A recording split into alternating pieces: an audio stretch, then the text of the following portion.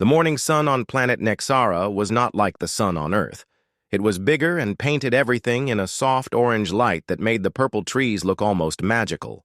Dr. Kang Minho stepped out of the landing shuttle and breathed in the alien air through his helmet filter. The air tasted sweet and clean, much better than the recycled air back on the space station. Behind him came his team. Park Suna was the plant expert, and she was already pulling out her collection tools even before her. Feet touched the ground. Kim Tae-woo carried the heavy rock scanner on his back and was checking the readings every few seconds. Lee Yuna had all the medical equipment and was making sure everyone's health monitors were working properly. They were the best team Earth had sent to this strange new world. Minho looked around at the landscape before them. Tall purple trees stretched up toward the orange sky, and their leaves made soft, whisking sounds in the gentle breeze. Strange blue flowers grew everywhere, and they seemed to glow with their own inner light. The ground was covered with what looked like grass, but it was silver-colored and felt springy under their boots. In the distance, they could see mountains that sparkled like they were made of crystal. The mission was simple enough. Find valuable minerals that Earth needed for building new spaceships and colonies. The planet Nexara was rich in rare metals that could make faster engines and stronger hull plating, but first they had to make sure the world was safe for human miners and settlers. That meant studying everything: the plants, the rocks, the weather, and especially any dangerous animals. Suna was already kneeling beside a cluster of the glowing flowers she held up. Her scanner and made excited sounds as the readings came through. Her voice crackled over the radio frequency they all shared. "These plants are amazing," she said. "The energy readings are off the charts. They might be using some kind of biological fusion process to create light." Tae-woo was not as excited about plants as Suna was, but his rock scanner was giving him plenty to think about. "The mineral deposits here are incredible," he reported to Minho. "There are veins of rare metals running through the ground like rivers. I have never seen anything like this before. Earth Command is going to be very happy with our findings." They walked deeper into the purple forest, following a path that might have been made by animals or might have been natural. The trees grew thicker, and the glowing flowers became more common. Soon they were walking through a tunnel of purple branches with blue light filtering down from above. It felt like being inside a fairy tale from the old Earth stories Yuna kept. Checking her medical scanner for any signs of dangerous bacteria or viruses in the air, so far everything looked safe for humans. The alien microorganisms seemed to ignore human biology completely, as if they had evolved on completely different rules. But she knew that could change quickly, and she stayed alert after 2 hours of walking. They came to a clearing where the trees formed a perfect circle. In the center of the circle was something that made them all stop and stare. It was a formation of crystals that rose up from the ground like a frozen fountain. Each crystal was as tall as a person, and they pulsed with blue and white light that got brighter and dimmer in a steady rhythm. "This is it," Suna whispered into her radio. "This is what we came here to find. These crystals are definitely alive in some way. Look at how they respond to our presence."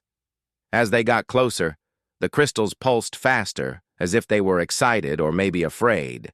Minho was about to tell everyone to be careful, when Suna did something that changed everything. She walked right up to the largest crystal and placed her gloved hand on its surface. The moment her hand touched the crystal, the whole formation exploded with light so bright that their helmet visors automatically darkened to protect their eyes. The light show was beautiful, but something else happened that was not so beautiful. The ground under Suna began to shake and crack. The crystal had been sitting on top of a hidden cave, and now the entrance was collapsing. Suna tried to step back, but it was too late. The ground gave way completely, and she disappeared into the darkness below with a scream that echoed up from the depths. Minho did not think he just acted. He ran to the edge of the hole and looked down. His heart was beating so fast he could hear it in his ears. 20 feet below, he could see Suna lying on her side among what looked like glowing mushrooms that covered the cave floor. She was not moving, and he could not tell if She was breathing. The cave was much bigger than the hole they could see from above. It stretched away into darkness in several directions. The walls were covered with the same glowing fungi that cushioned Sunafall, and they gave off enough light. To see by the air rising from the cave was warm and humid, and smelled like wet earth, and something else. Something that reminded Minho of the zoo. Back on Earth, Tae-woo was already unpacking the emergency rope while Yuna tried to scan Suna from above. But the distance was too great for her medical equipment to get good readings. "We have to get down there right now," Minho said into his radio. "I am going first, and you two can follow with the medical equipment." Before anyone could argue with him, Minho grabbed the rope and started climbing down into the cave. The glowing mushrooms got brighter as he got closer, and he could see that they covered every surface, like a carpet of living light. When his boots touched the cave floor, the fungi compressed under his weight and released tiny sparks of bioluminescence. He reached Suna quickly and knelt beside her. She was breathing, but it was shallow, and her pulse felt weak through her suit. Her helmet display showed that she was unconscious but alive. That was when Minho noticed something that made his blood turn cold. Coiled in the shadows, just a few feet away from where Suna lay, was the biggest snake he had ever seen. The creature was easily 20 feet long and as thick as his waist. Its scales were not one color, but seemed to shift and change like oil on water, reflecting the light from the glowing fungi in patterns that hurt to look at directly. The snake head was massive, bigger than both his hands put together, and its eyes glowed with a cold intelligence that was definitely not animal. This was something that could think and plan, and right now it was looking at him like he was the next item on its dinner menu. The creature tongue flicked out to taste the air, and Minho could see fangs that were longer than his fingers. Above him, Tae-woo and Yuna were calling down, asking what was happening, but Minho could not take his eyes off the giant serpent. It had not moved yet, but he could see the muscles under its scales tensing, like a spring being wound tight. The snake was getting ready to strike, and there was nowhere for him to run in the confined space of the cave. That was when he saw the 2 puncture wounds in Suna's leg right through the tough material of her environmental suit. The snake had already bitten her, and now it was waiting to see what the 2 humans would do. The venom was probably already working its way through her system, and time was running out fast. The giant serpent raised its head higher, and Minho could hear a sound like steam escaping from a pressure valve. The creature was preparing to attack again, and this time Minho was going to be the target. Above the cave opening, Yuna was working frantically with her medical scanner, trying to get readings on Suna from 20 feet away. The scanner kept beeping with warning sounds that made her stomach feel sick. The readings she was getting made no sense at all. Suna vital signs were dropping faster than should be possible, and something was attacking her nervous system in a way that Yuna had never seen before. The medical database in her scanner contained information about every known poison and venom from dozens of worlds, but when she ran the symptoms through the computer, it came back with no matches found. This was something completely new, something that human medicine had never encountered before. The alien venom was designed in ways that seemed almost impossible. Minho could hear Yuna talking rapidly into her radio as she tried different treatments in the computer simulation, but every option showed the same result: failure. Suna was going to die, and there was nothing they could do about it. The nearest hospital was 3 days away by spaceship, and according to the scanner readings, Suna would be dead in less than 2 hours.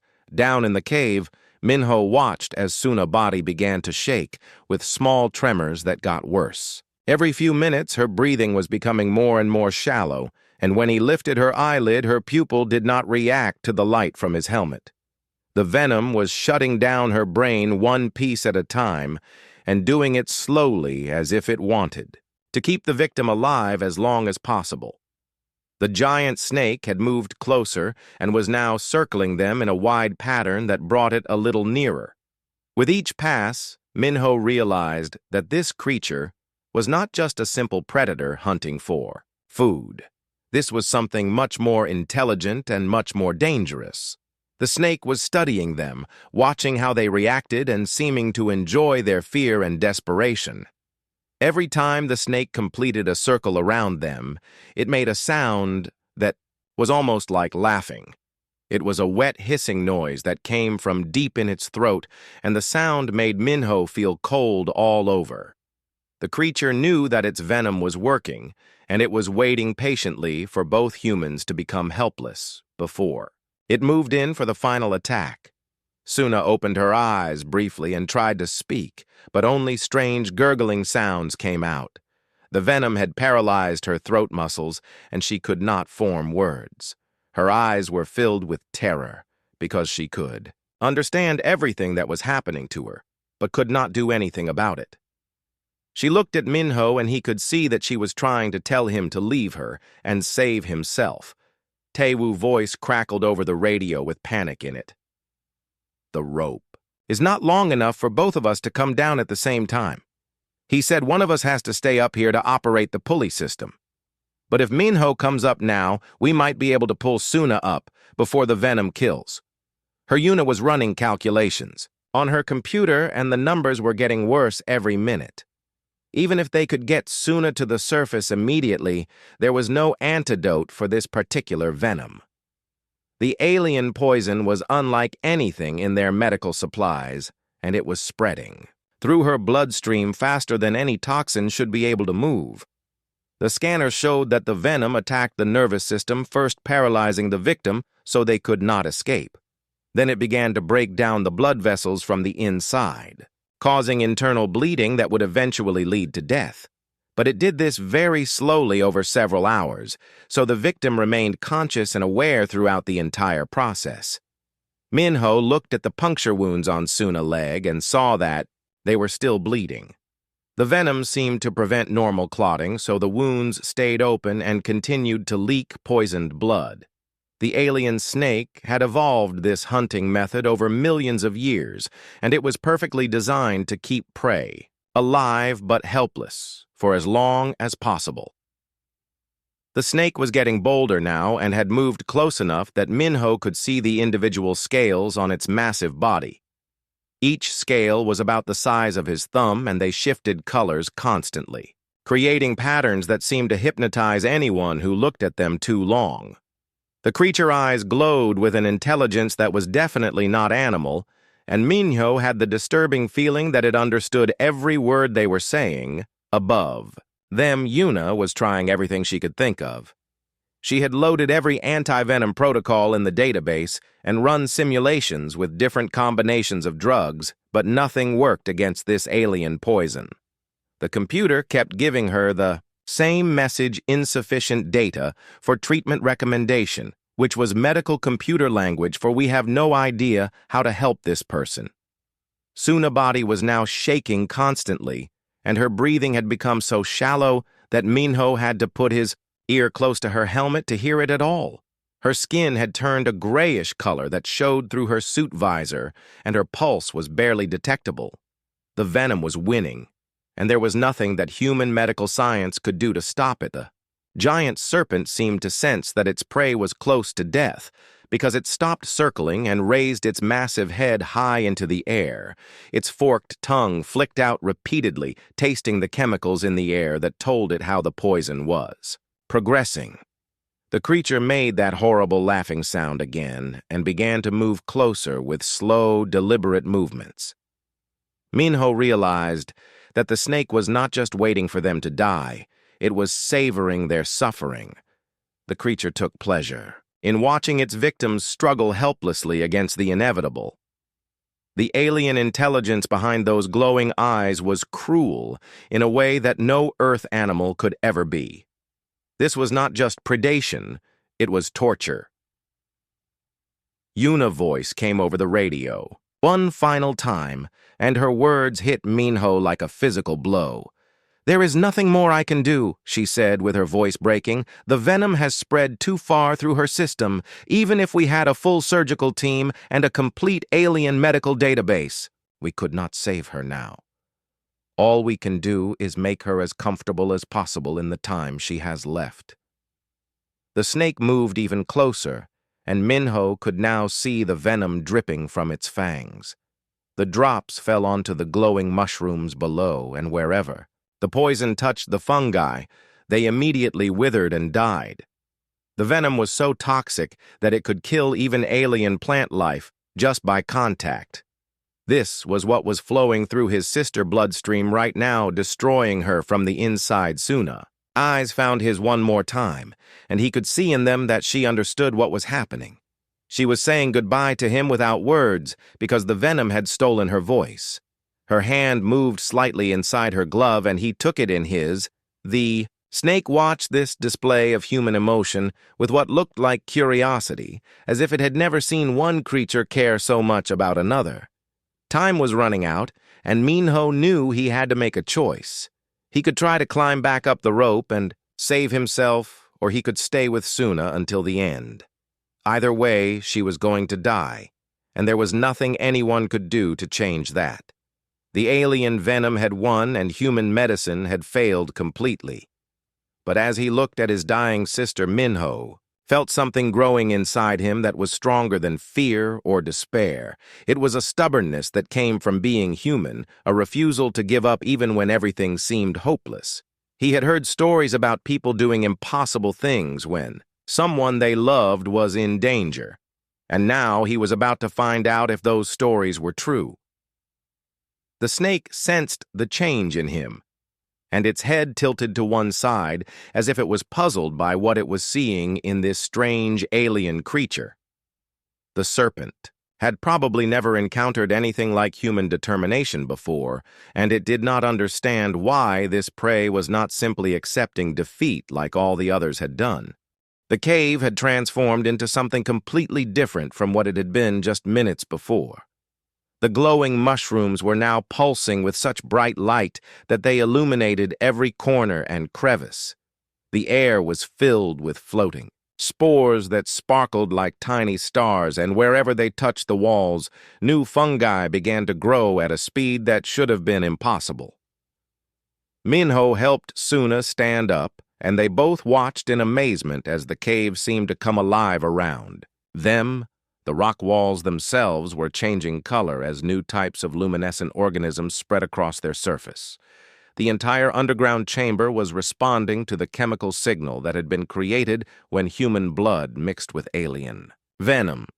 The giant serpent was no longer the terrifying predator. It had been moments before its massive body was pressed against the far wall of the cave, and its color-changing scales were flickering through patterns that looked like distress signals. The creature was afraid of something, and that something was the cave itself, which had awakened to defend against the snake poison. Above them, Yuna was reading scanner data that made no scientific sense according to everything she knew about biology. The cave environment was producing antitoxin compounds faster than any laboratory could manufacture them. The fungi were not just neutralizing the venom, they were actually using it as raw material to create medicine that could cure dozens of different poisons. Tewu geological equipment was detecting massive changes in the rock structure of the cave. New mineral formations were appearing as the living organisms changed the chemical composition of the stone itself. The cave was not just a hollow space in the ground. It was a living system that could respond to threats and adapt to protect itself. The serpent made a sound that was completely different from its earlier threatening hisses. This was a low, rumbling noise that seemed to come from deep in its chest, and it sounded almost like the creature was trying to communicate. The snake head was no longer raised in an aggressive posture, but was lowered in what looked like submission or respect. Suna was recovering quickly now that the fungal spores were clearing the remaining venom from her system. She pulled out her plant scanner and began taking readings from the glowing organisms that covered every surface. The data she was collecting would revolutionize human understanding of alien biology, if they could get it back to Earth. The most amazing discovery was that the fungi seemed to be intelligent in their own way. They were not just reacting to the chemical signals in the air, but were actually communicating with each other through a network that connected every organism in the cave. The entire chamber was like a single giant brain that could think and make decisions. Minho realized that his desperate action had done more than just save his sister's life. He had somehow triggered an ancient defense system that had been dormant in the cave for perhaps millions of years. The fungi and the serpent had been locked in an evolutionary battle that was much older than human civilization. The snake began to move, but not in the threatening way it had before. Now its movements were slow and deliberate, as if it was performing some kind of ritual. The creature approached them carefully, keeping its massive head low and its body in a submissive posture. It was clear that something fundamental had changed in how the serpent viewed these human intruders. As the snake got closer, Minho could see that its scales were displaying new patterns that he had not noticed before. The colors and shapes reminded him of the ancient cave paintings that archaeologists had found on Earth. These were not random patterns, but symbols that might represent some form of language or communication system. Tae-Woo's voice crackled over the radio with excitement in it. The geological patterns in this cave match markings we found at survey sites all over the planet. He said these symbols appear on rock formations that are millions of years old. This snake might be trying to tell us something important about the history of this world. The serpent stopped just a few feet away from the humans and began to make a series of different sounds. Some were musical tones that resonated through the cave like singing, while others were rhythmic, clicking noises that reminded Minho of Morse code. The creature was definitely trying to communicate, and its earlier aggression had been replaced by what seemed like urgent need to share information. Una medical scanner was picking up something incredible about the snake itself, though creature was not just a simple predator, but was actually a living biological computer. Its nervous system was far more complex than any Earth animal, and parts of its brain seemed to be connected to the fungal network that covered the cave walls. Glowing mushrooms began to pulse in patterns that matched the sounds the snake was making.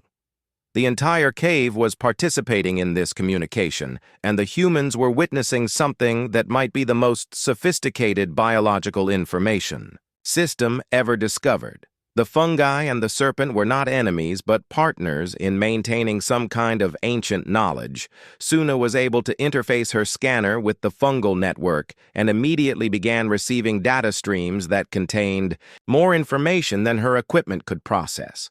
The organisms were sharing millions of years of accumulated knowledge about the planet ecosystem, including detailed information about every plant and animal species that had ever existed. The serpent moved closer to one of the cave walls where the rock face was covered with particularly bright fungi. It pressed its massive head against the glowing surface, and suddenly the entire wall lit up with patterns of light that told a story.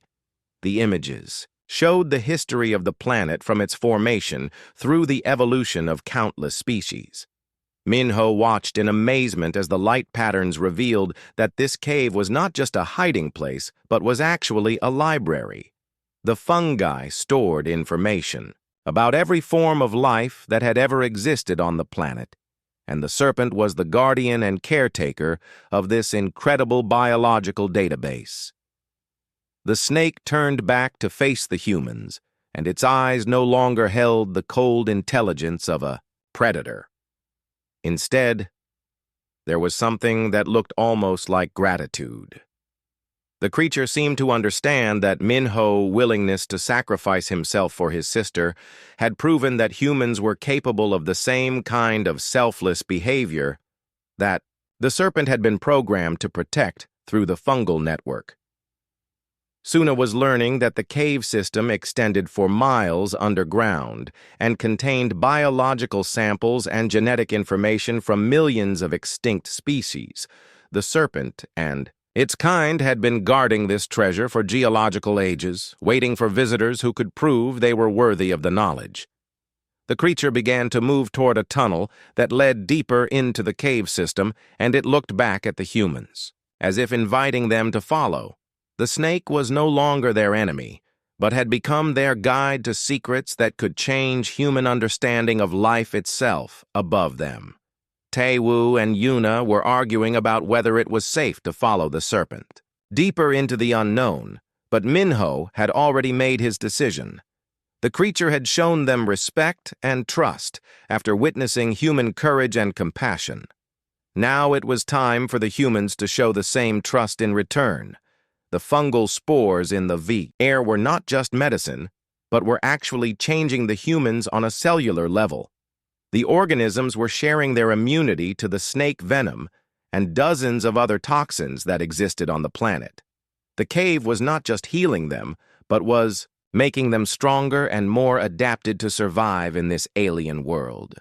Suna took her brother's hand, and together they began to follow the giant serpent into the depths of the cave system. Behind them, the glowing mushrooms pulsed with approval, as if the ancient biological intelligence was pleased with the choice they had made. The real adventure was just beginning, and the greatest discoveries lay ahead in the darkness. The giant serpent led them through tunnels that seemed to have been carved by flowing water millions of years ago, but Minho could see that the smooth walls were actually covered with tiny fungal organisms that had been shaping the rock for countless generations. The passages were lit by the same glowing mushrooms they had seen in the first chamber, but these were arranged in patterns that looked almost like writing. As they walked deeper into the cave system, Suna kept her scanner running, and the data she was collecting painted a picture of biological complexity that challenged everything humans thought they knew about life. The fungal network extended throughout the entire underground area, connecting chambers and tunnels in a communication system that spanned miles. The serpent moved with surprising grace for such a massive creature, and its scales continued to display patterns that Tae-woo was beginning to recognize from his geological surveys. The symbols matched carvings found on ancient stone monuments scattered across the planet's surface. These were not random decorations, but were part of a written language that was older than human civilization. Above ground, Yuna and Tae-woo were following their progress through helmet cameras and recording everything for the mission report, but what they were seeing challenged the basic assumptions of the survey mission. This planet was not an empty world waiting for human colonization, but was home to an intelligence that had been here for millions of years. The tunnel opened into another chamber that was much larger than the first, and Minho stopped walking when he saw what was waiting for them. The walls were covered with crystal formations that pulsed with their own inner light. But these were not simple mineral deposits. They were alive, and they were watching the human visitors with an awareness that was definitely not plant-like. The serpent approached the largest crystal formation and pressed its head against the surface. Immediately, the entire chamber filled with light patterns that told a story. The crystals were biological computers that stored information about every species that had ever lived on the planet, and the snake was the librarian who maintained and protected this incredible database. Suna realized that she was looking at the most sophisticated information storage system ever discovered. The crystals could hold more data than all the computers on Earth combined, and they had been doing so for geological ages. Each formation contained the complete genetic information for thousands of extinct species, along with behavioral data and ecological relationships. The serpent began to make musical sounds that resonated through the crystal formations, and in response, the biological computers began to project holographic images into the air. The three-dimensional pictures showed the planet as it had been millions of years ago, when the oceans were different colors and strange creatures ruled the land and sky. Through her scanner interface, Suna was able to access some of the stored information, and what she found made her gasp with excitement. The crystals contained complete medical data for every known disease and poison that had ever existed on the planet, including detailed formulations for antidotes and treatments. The fungal compounds that had saved their lives were just one small part of a vast pharmaceutical database.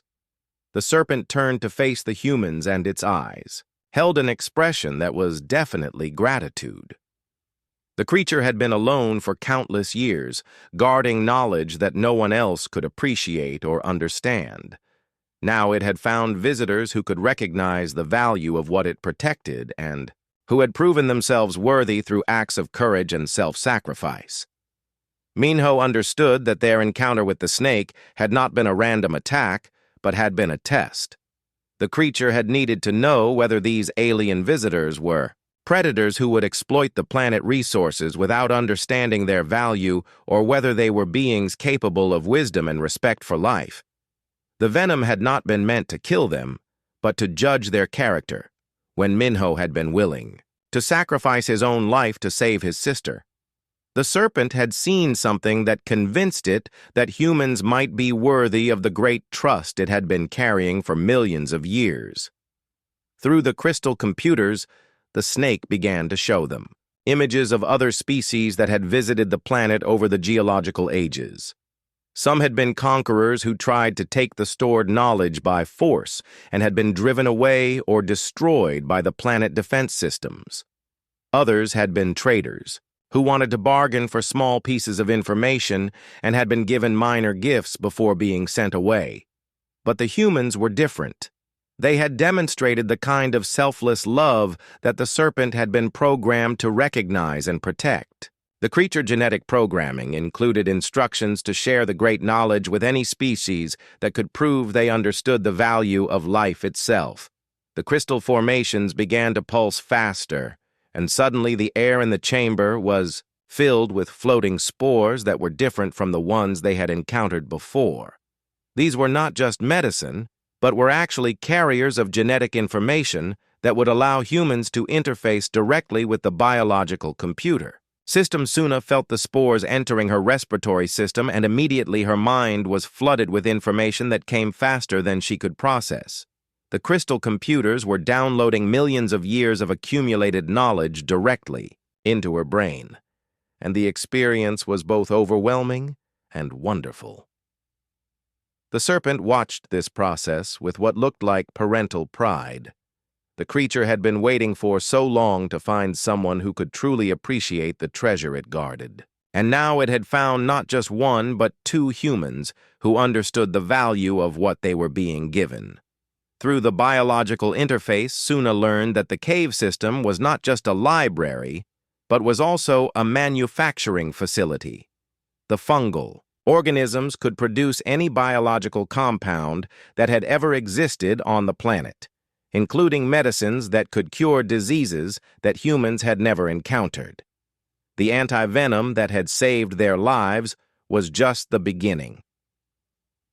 The serpent began to show them deeper into the cave system, where even more incredible discoveries waited. There were chambers filled with living tissue samples from extinct species that could be brought back to life if the proper techniques were used. There were biological factories that could produce any organic material needed for space exploration and colonization. Minho realized that they had stumbled onto something that would change the course of human history. The knowledge stored in these caves could solve problems that human science had been working on for centuries, and could provide resources for expanding into the galaxy in ways that were sustainable and respectful of life. The giant snake made sounds that Suna was beginning to understand. Through her biological interface, the creature was telling them that it had been lonely for millions of years, waiting for companions who could share its vast knowledge and help it continue the great work of preserving and protecting life. But there was also a warning in the serpent communication. The knowledge it guarded was powerful enough to transform civilizations, but it was also dangerous enough to destroy them if used carelessly. The creature needed to know that the humans would use what they learned wisely and would respect the responsibility that came with such power. The crystal computers began projecting images of possible futures, some showing human civilization expanding peacefully throughout the galaxy using the biological knowledge to create sustainable colonies that worked in harmony with alien ecosystems. Others showed darker possibilities where the power was misused and led to destruction and suffering. The serpent was offering humanity a choice they could take: the knowledge and become guardians of life throughout the galaxy, or they could be given only small gifts and sent away to develop on their own. The decision would depend on how they proved themselves in the tests that were still to come. Suna felt, her mind expanding as more information flowed into her consciousness through the biological interface. She was learning not just facts, but ways of thinking that were completely alien to human experience. The fungal intelligence thought in patterns. That spanned geological time and considered the welfare of entire ecosystems rather than individual organisms. The serpent began to move toward another tunnel that led even deeper into the cave system, and its scales displayed patterns that meant, "Follow me," in the ancient language. The greatest secrets still lay ahead, and the humans would need to prove themselves worthy of each new level of trust before they could advance further into the biological library. 6 months later, Minho stood in the main conference room of Earth Central Command, facing a panel of the most important people in human space. The room was packed with scientists, military leaders, and politicians who had all come to hear his report about what had happened on the planet Nexara. The story he had to tell would change the course of human civilization forever. Behind him, on the giant display screen, were images from the cave system that still seemed impossible even to him. The crystal. Computers pulsed with their stored knowledge, while the giant serpent, that everyone now called Guardian, moved gracefully through tunnels lined with glowing fungi. The pictures looked like something from a fantasy story, but every detail had been verified by multiple scientific teams. Admiral Chen, the head of colonial expansion, leaned forward in her chair and asked the question that everyone wanted answered. How do we know this creature can be trusted? Minho had expected this question, and his answer came from 6 months of working alongside the Guardian every single day. The serpent had proven its good intentions by sharing medical knowledge that had already saved thousands of human lives. The biological compounds that Guardian had taught them to synthesize were now being produced in factories throughout human space. The fungal medicines could cure diseases that had plagued humanity for centuries, and the anti-venom treatments had made exploration of dangerous worlds much safer. The serpent had given them these gifts freely, without asking for anything in return except respect for the knowledge. Dr. Park from the Science Council stood up and began reading from a report that listed discovery after discovery that had come from the cave system. Guardian had shared the genetic information needed to grow food crops that could thrive in alien environments. The biological computers contained manufacturing techniques that could produce stronger materials for space. Ship hulls. The stored knowledge was like having access to millions of years of research and development, but the most important discovery was not technological, it was philosophical. The Guardian and its kind represented a completely different way of thinking about life and civilization. They were not conquerors or exploiters, but were protectors and librarians who measured success in geological time rather than quarterly profits. Their example was teaching humanity new ways to expand into the galaxy without destroying the worlds they found. Suna had been promoted to head of the new biological research division, and her first assignment was to establish the research station on Nexara. The planet had been declared a protected world under the Guardian Protection Act, which meant that no mining or industrial development would be allowed. The cave system would remain under the serpent care, while human scientists worked as guests and students. The Guardian had agreed to this arrangement because it recognized that humans were capable of growth and learning. The serpent had seen how Minho was willing to sacrifice his life for his sister and had decided that a species capable of such love might also be capable of wisdom. The creature was willing to take a chance on humanity, but would be watching carefully to see how they used the knowledge they were given. Minho clicked to the next image, which showed the research station that was being built on the planet's surface. The buildings were designed to work with the natural ecosystem rather than replacing it. Human technology was being integrated with biological systems that Guardian had recommended. The result was a facility that was more advanced than anything humans had built before, but that also enhanced the planet environment rather than damaging it. The admiral asked about military applications, and Minho's response was firm. Guardian had made it clear that the biological weapons information in the cave computers would never be shared with species that might use it for conquest. The Serpent had seen too many civilizations destroy themselves with such knowledge and would not allow history to repeat itself. Instead, Guardian was teaching humans how to develop defensive systems that could protect colonies without harming attackers. The biological shields could neutralize weapons, and the fungal networks could provide early warning of approaching threats. The Serpent philosophy was that true strength came from the ability to protect life rather than destroy it. The presentation continued with images of other human colonies that were already beginning to use Guardian knowledge. Farmers were growing crops that could fix nitrogen from alien atmospheres, while engineers were building structures that could repair themselves using biological processes. The Serpent wisdom was spreading throughout human space and changing how people thought about technology and progress. But the most remarkable change was happening in human culture itself. The story of Minho's desperate attempt to save his sister had become legend throughout the colonies.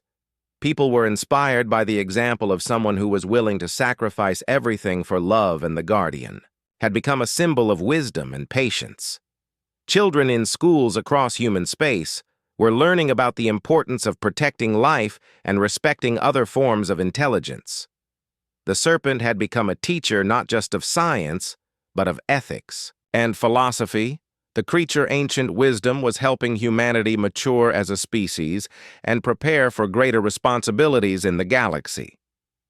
The final image in the presentation showed Guardian in its natural habitat, surrounded by the glowing fungi and crystal computers that it had protected for millions of years. The Serpent eyes held the same intelligence and wisdom that Minho had first seen in the cave. But now there was something else as well. There was hope for the future and trust in the strange alien visitors who had proven themselves worthy of the great knowledge. The Admiral closed the meeting by announcing that Guardian had been granted the rank of Special Advisor to Human Colonial Command with full diplomatic status. Serpent would have a voice in all decisions about human expansion and would help guide the species toward a future that honored life throughout the galaxy. After the meeting, Minho walked through the corridors of Earth Central Command and thought about how much had changed in just 6 months he was no. Minho looked at the 2 puncture wounds on Suna's leg and made a decision that went against everything he had ever learned about first aid and medical safety. He was going to suck the venom out of her wound with his mouth.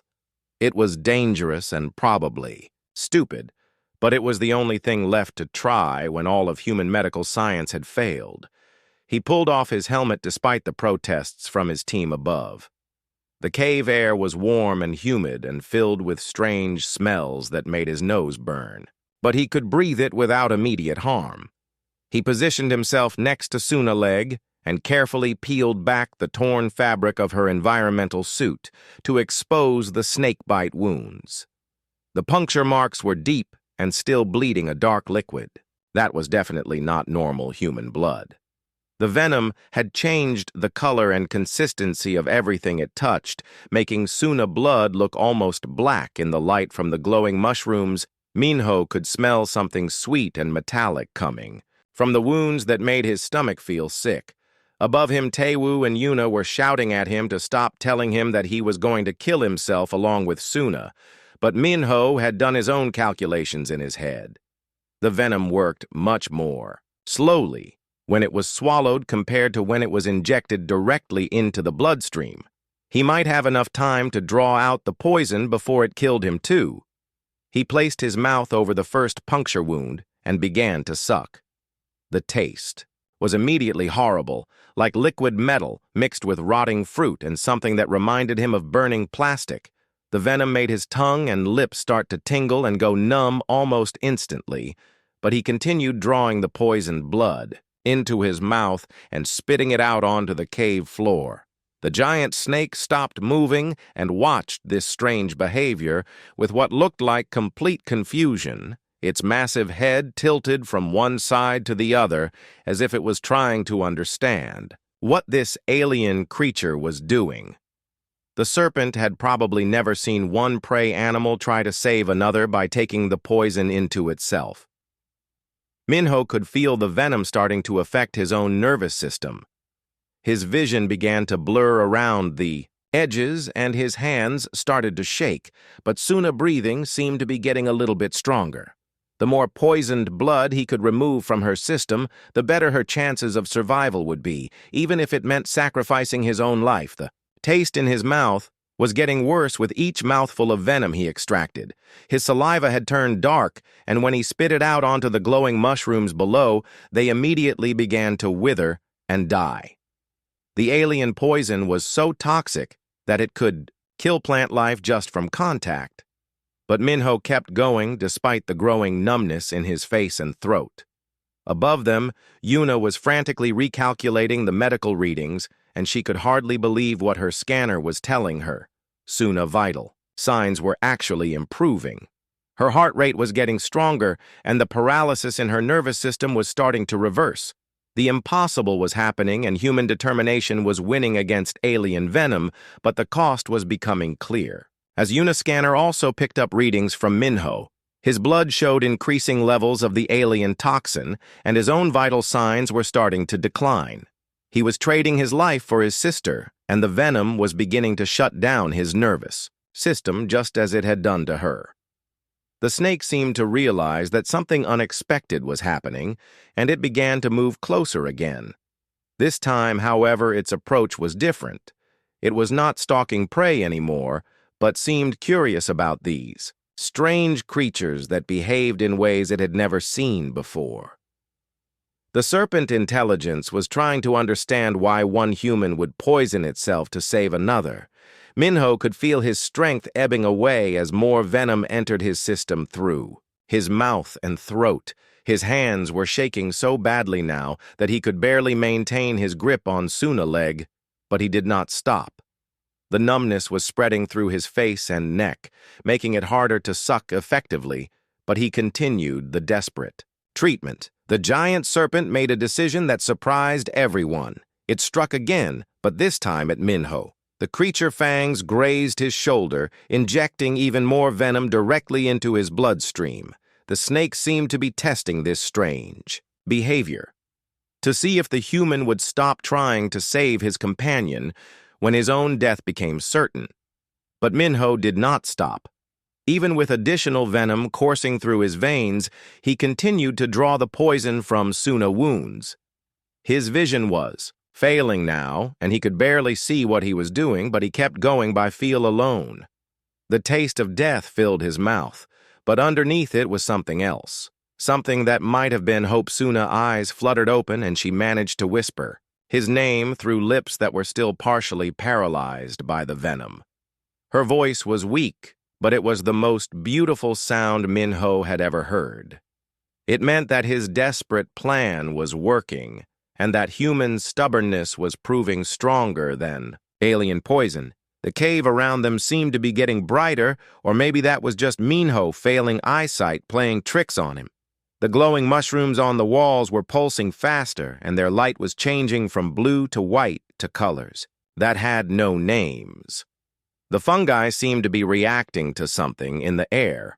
Yuna's scanner was picking up strange readings from throughout the cave. The atmosphere was changing in ways that her equipment could not fully analyze. There were new chemical compounds appearing in the air, and they seemed to be neutralizing some of the venom that was still in the cave environment. The snake was backing away now, and its color-changing scales were flickering through patterns that looked almost like panic or fear. The creature was making sounds that were different from its earlier taunting laughter. These were warning calls or distress signals, and the serpent seemed to be trying to retreat deeper into the cave system. Minho felt some of his strength returning, even though he knew he should be getting weaker. The venom levels in his blood should have killed him by now. But something was happening in the cave that was changing the rules of the deadly game they had all been playing above them. Tae Wu. was reporting that his geological scanner was detecting massive changes in the cave environment. The rock formations were somehow producing chemical compounds that had not been there before, and these new substances seemed to be interacting with the alien venom in unexpected ways. The glowing mushrooms were releasing spores into the air, and wherever these spores landed, they seemed to neutralize the venom that Minho had been spitting out. The deadly poison was being broken down by the cave's own immune system, as if the fungi had evolved specifically to fight against the snake venom over millions of years. Suna was able to sit up now with Minho's help, and her voice was getting stronger by the minute. The paralysis was leaving her body, as whatever was happening in the cave continued to counteract the effects of the snake bite. She looked at her brother with eyes full of gratitude and amazement at what he had been willing to do for her. The giant serpent had retreated to the far end of the cave, but it had not disappeared completely. It was watching them from the shadows, and its behavior had changed completely from predator to something that might have been respect. The creature seemed to understand that it had witnessed something remarkable in the way these alien visitors cared for each other. Minho realized that his desperate decision to suck out the venom had triggered something much larger than just a medical treatment. By mixing human blood with the alien poison, he had somehow activated the cave-own defense system. The fungi and the snake were natural enemies, and his actions had awakened an ancient biological warfare that had been dormant until now. The air in the cave was clearing, and both humans were breathing easier as the fungal spores continued to neutralize the remaining traces of venom. The crisis was passing, and they were both going to survive. But the real discoveries were just beginning to unfold.